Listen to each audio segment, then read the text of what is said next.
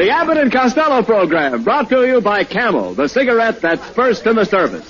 Camels stay fresh because they're packed to go around the world.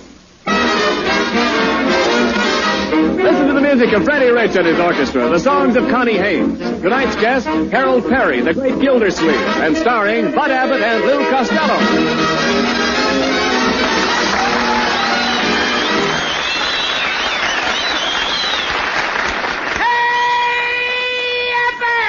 Now what's wrong? Oh! What's wrong now? Boy. Hey, Abbott, a terrible thing just happened. What happened? I was invited down to the shipyards where they're building a brand new ship, and I got caught between two guys that was throwing hot rivets. What happened? What happened? One of those red hot rivets landed in my back pocket. Yes? Before I knew it, I was 4 miles out to sea. Under my own steam, too. How do they save you, Lou? Did they throw you a breeches boy? No, I came back without any breeches, kid. No.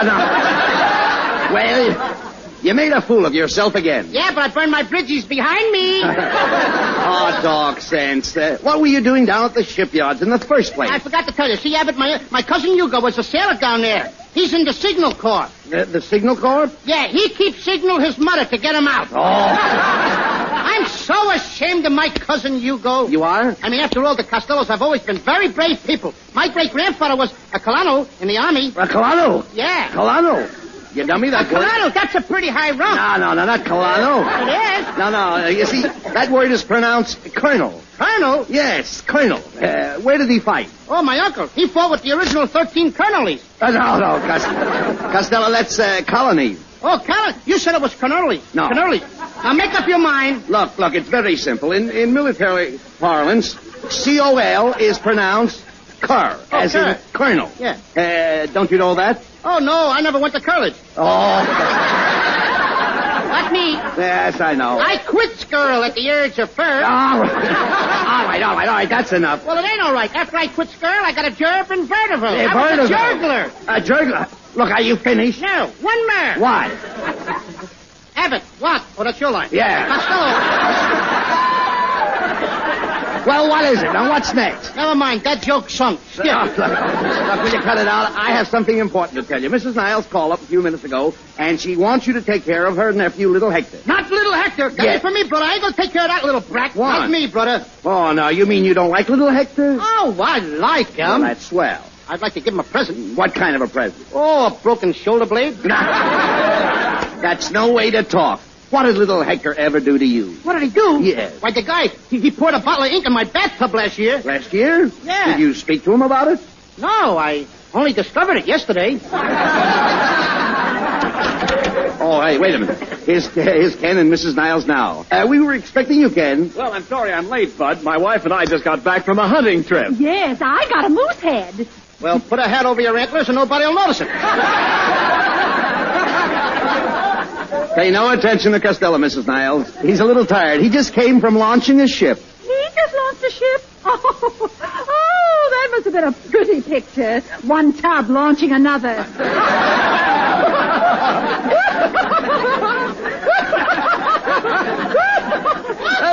That was wonderful there. That was wonderful. What a clever remark. No wonder I go for you. Oh, and Kenneth, I go for you. I go for you. I go for you. Ladies and gentlemen, you have just heard from Mr. and Mrs. Gopher. Look, come on now. Cut it out, Costello. Say, Mrs. Niles, where's little Hector? Oh, he's outside playing. I'll get him. Oh, Hector, darling, come in here, dear. Yes, Annie Niles. I was looking for Mr. Costello's crazy cat. Who ever told you I had a crazy cat? Annie Niles. She said, wait till I get a load of your silly puss. See why I hate the kid? Oh, isn't little Hector cute? Oh, come here, kid. I think you're very cute, too. Come here, do me a favor. Yeah, what? Let me pinch your windpipe. Costello, now. Well, I mean, hey, Hector, look. Why don't you just walk around the block? And if you're not back in 3 days, that'll be fine. Okay. Oh, don't mind Hector, Mr. Costello. He's just faithful. Why, the other day, he gently kicked me in the face. Mrs. Niles, I hope he didn't knock any of your teeth out. How could he? She had him in her back pocket all the time. Come, Kenneth. We'll be back for Hector tonight.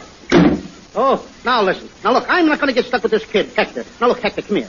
Go on home to your mother, will you, kid? But my mama ain't home. She's downtown buying a gun for my old man. Buying a gun? Did your father tell her what kind to get? No. He doesn't even know she's going to shoot him. Hey, Abbott, I'll tell you, this kid is dangerous. Oh, come, he's only playing. Playing? Yesterday, he stuck his grandfather's head in the stove and sang, "Smoke gets in your eye." Hector, that was a terrible thing to do. Yeah, it was. It put the fire out. Little Hector, listen, I know a very good game. I'll tell you what I'd like to have you do. I'll turn on the electric fan, and you stick your hand in it. That ain't going to hurt much. No, I want to play cowboys and Indians. Look, I brought my BB gun. Don't point that gun at me! It might go off! I even told the kid not to point it at me. All right, take it easy. Hey, Abbott. What? He shot me right in the eye. Are those BBs in your face? Well, it ain't caviar. Here, kid, give me that thing. I'm going to shoot the rest of these BBs right out the window. Oh! Who shot that gun out of the window? Who wants to know? I do. Throckmorton P. Gildersleeve.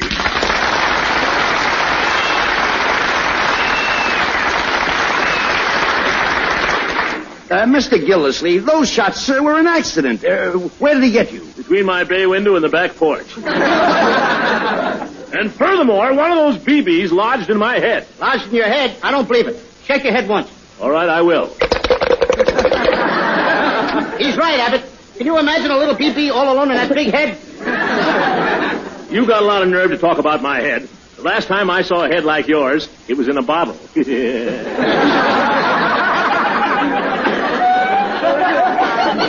Now, wait a minute, boys. Let's settle this thing like gentlemen. But he ain't going to blame this on me. Now, it was all that little Hector's fault. You mean this innocent little child here? Why, he has an angelic face. He has a heavenly look.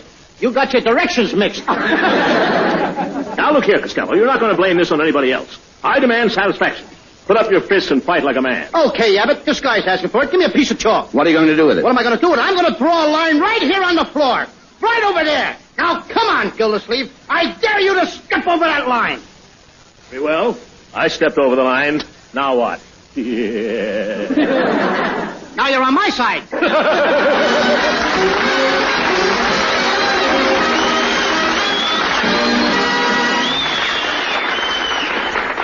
Blacked out and loaded with munitions, the commando transport plane rises up over the hump, north and east over the mountains to China. They've got what it takes, the men who fly the air freighters, and so has their cigarette, Camels. First with men in all the services according to actual sales records.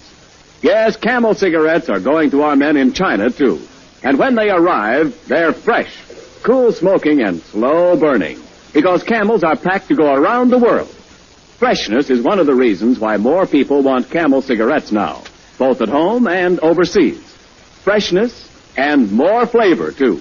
More flavor, the result of Camel's matchless blend of costlier tobaccos. So remember, if your store is sold out today, try tomorrow. Camel cigarettes are worth asking for again. C-A-M-E-L-S. Camel cigarettes. Camel's tobacco standard is the same for soldier, for civilian, anywhere in the world.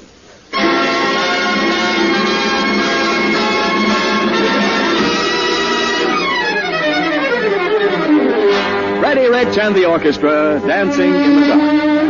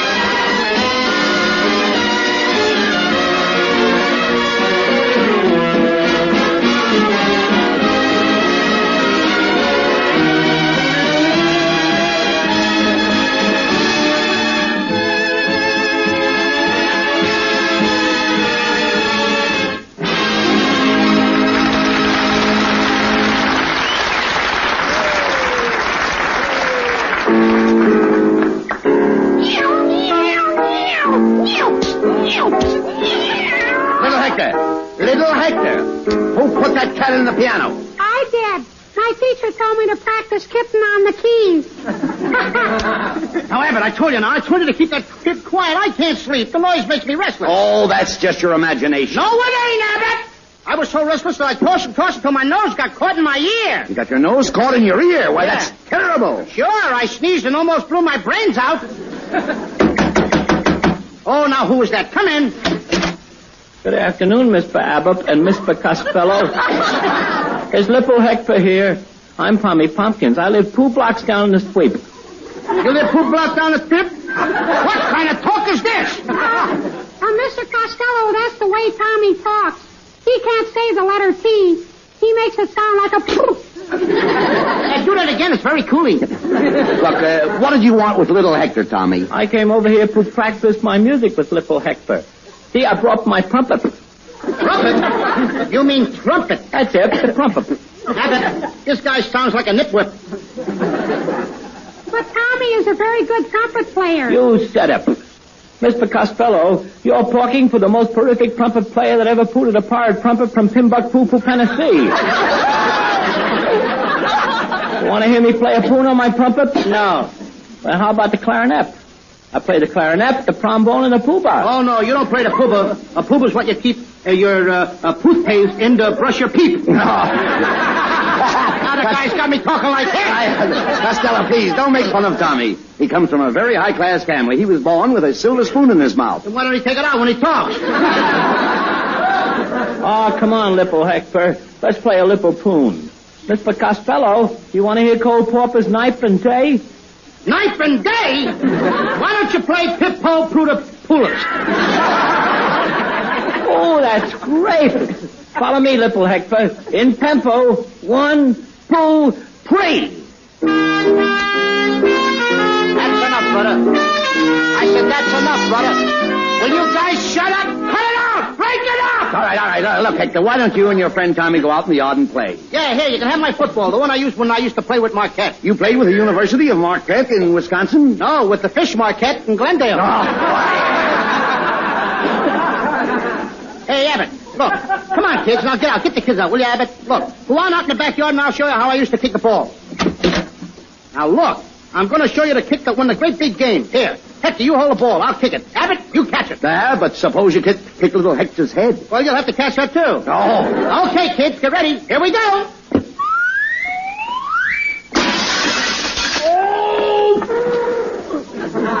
Who kicked that football through my window? Hey, it's Gildersleeve. Let's run. Now, what's the matter? What's the matter? Abbott, that darn clothesline. Did it get you? No, I always wear my nose side saddle. Did it get me? Don't you try to run away, Costello. You kicked that football through my window. It bounced off my highboy and put a nick in the leg of my secretary.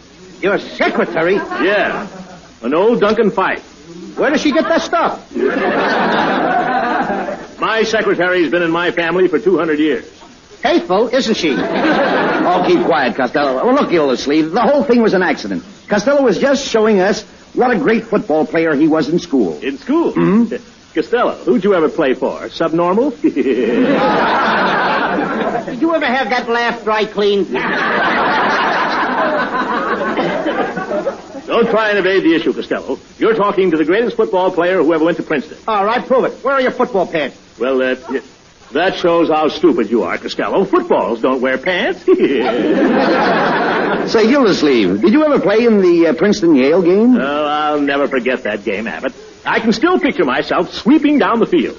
I swept over the 50-yard line, over the 40, the 30. I swept past the 20-yard line. As I was sweeping toward the goal line, it happened. Were you tackled? No, he broke his broom.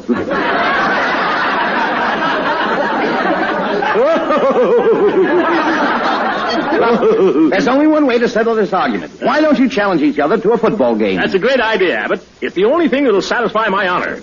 We Gildersleeves are a proud lot. You're a vacant lot. I think I got the kid going, Pop. He's getting mad. Costello, we'll meet in 1 hour. If I should not emerge victorious, I shall retire to a mountain fastness, where, as a measure of self-punishment, I shall wedge my neck in the crotch of a tree and allow the woodpeckers to peck on my cranium at regular 5-minute intervals. Yes. Yeah? Well, listen, Gildersleeve. If I don't win this game, I'm going to retire to the cellar of Tony's Fish Market, where I will tie myself to a pickle barrel and have Tony slap me in the puss with a wet barracuda. Not every 5 minutes, not every 3 minutes, not every 10 seconds, but Sunday. Monday and away.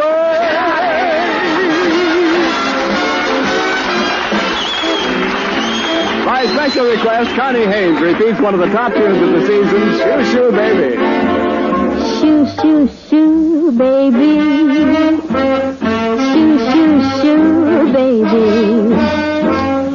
Don't cry, baby.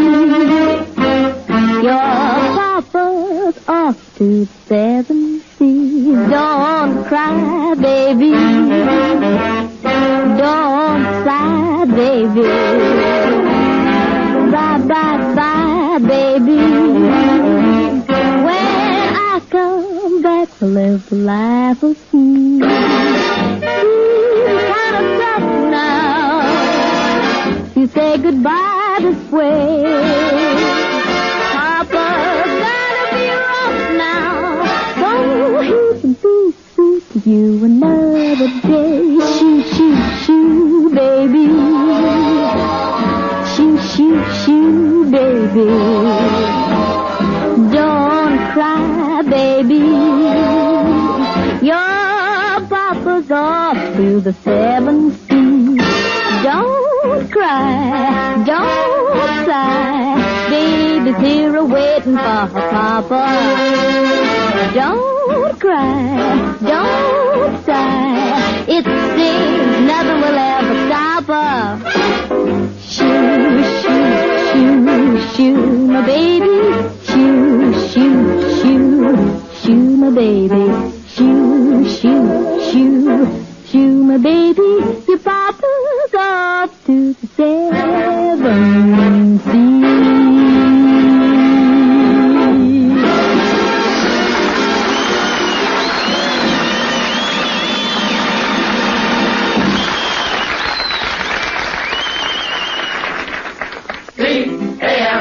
C-A-M-E-L-S. Camel cigarettes. They're first in the service. They've got what it takes.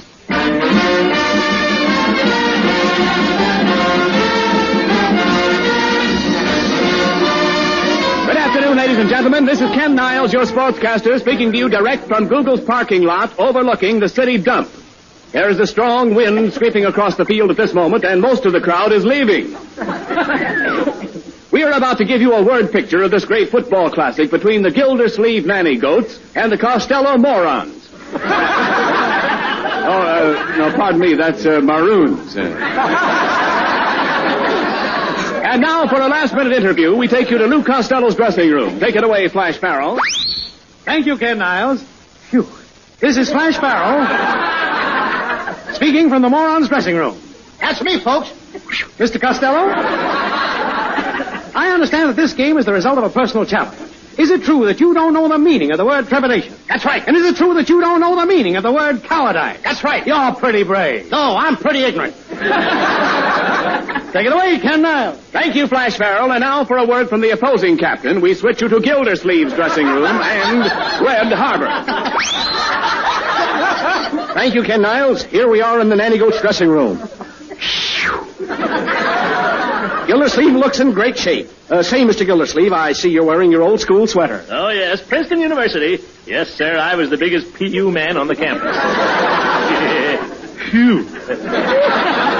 Thank you, Gildersleeve. And now, back to Ken Niles. Okay, Red Harbor. Both teams are coming on the field now, and we switch to Bud Abbott. Right, Ken Niles. Now let's listen to Gildersleeve's Nanny Goats sing their alma mater. Mammy, Mammy, the nanny goats you'll find will always come from behind for Alma Mammy. Phew. Phew. And now on the other side of the field, we pick up Lou Costello's band and glee club. Hip-hop, protocol, protocol, protocol, hip-hop, protocol.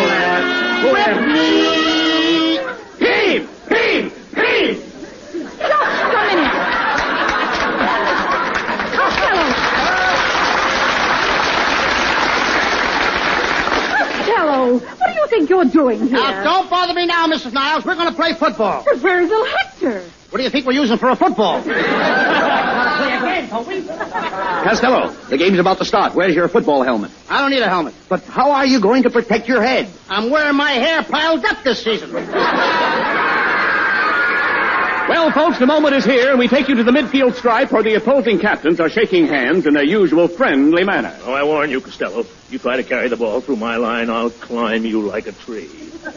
And a monkey like you can do it.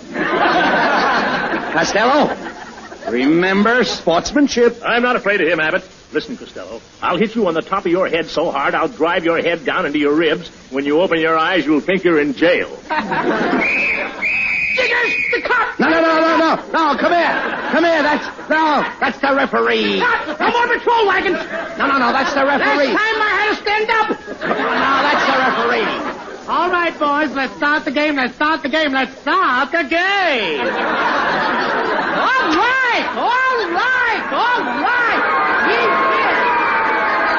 Well, the game's about to start. Costello is kicking off to Gildersleeve, and Costello's toe meets the pigskin. Wait. Gee, that was a great kick, Costello. Gildersleeve's got the ball. Go ahead and tackle him. Okay, I got him! Costello, are you double-jointed? No, why? Then I think I broke your leg. The joke's on you. I always wear my leg in my back pocket. Hey, I don't like the way you tickle, Gildy. You mean tackle. You don't know your football. I mean tickle. You don't know your mustache. Come on, Gilly, let's start the play. Right. Signals. 1, 2, button my shoe. 3, 4, shut the door. Hike! Costello, Gilly's running around his own end. He's running around his own end. That's a neat trick if he can do it. Well, quick, grab him. Come on, grab him. Ooh, ow! Referee! What is it? Did you see what happened? Yes, I did, and I penalized you 15 yards for interference. Interference? Gildersleeve kicked me right in the puss! I don't believe it. You wouldn't do a thing like that, would you, Gildy? No, Uncle Ralph. Uncle Ralph, this is a frame-up! Look, stop complaining, Costello. It's your turn to carry the ball. Now, let's see you make a touchdown. Okay, Abbott, watch me. Signal! 1, 2. What comes after 2? 3. Oh, 3. Good. I knew he went to subnormal.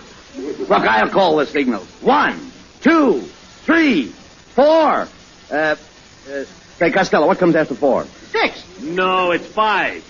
How do you know? I got my shoes off. I'm counting on my toes. Get ready, then. Signals. 1, 2, 3, 4, 5. Hike! Oh, boy. I got the ball, Abbott. 1 tackler down. 2 tacklers. 3 tacklers. I'm going to make a touchdown, Abbott. No, you won't, Costello. I'm right back of you. I got you. Uh-oh. Abbott, we can't lose now. Why not? I'm out in the open.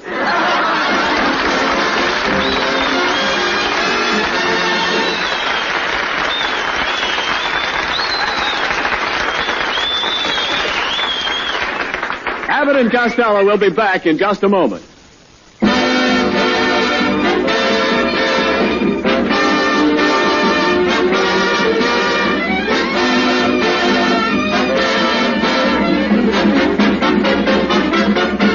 And now here's Abbott and Costello with the final word.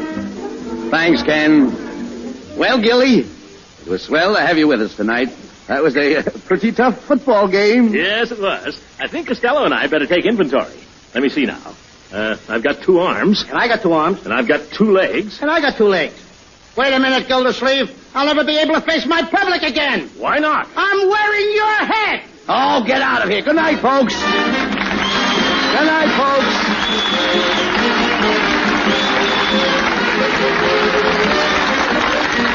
Good night, neighbors. Be sure to tune in next week for another great Abbott and Costello show with our special guest, Miss Janet Blair. Harold Perry, the great Gildersleeve, appeared tonight through the courtesy of the Kraft Cheese Company. And remember, Camel cigarettes are packed to go around the world. Camels stay fresh, cool smoking, and slow burning because they're packed to go around the world. This is Ken Niles wishing you a very pleasant good night from Hollywood.